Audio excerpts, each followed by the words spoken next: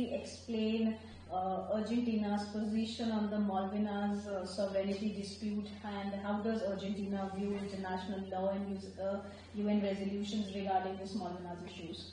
No, of course. As you know, we have a dispute for these islands because these territories that belong to Argentina have been occupied by the British forces for almost 200 years. Those territories were part of the Spanish Empire, which we inherited from Spain when we became independent in 1816. But then they were occupied illegally by the United Kingdom in 1833, almost 200 years ago, and Argentina has all this time been requesting the international community for the response on this issue. That's why it's so important this year, because it marks the 60th anniversary of a resolution that was the first time that the UN General Assembly addressed in this issue and called the parts to become to find a diplomatic way to solve this problem. Mm-hmm.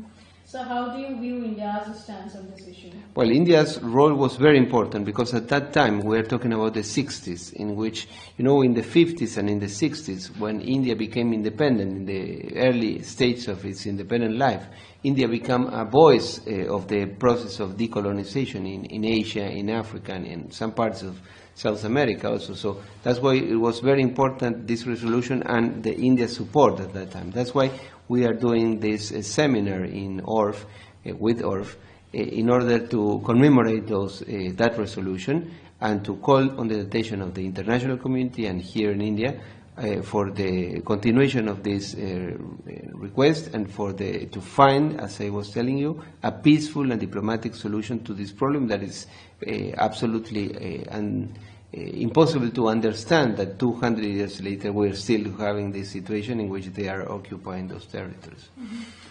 Talking about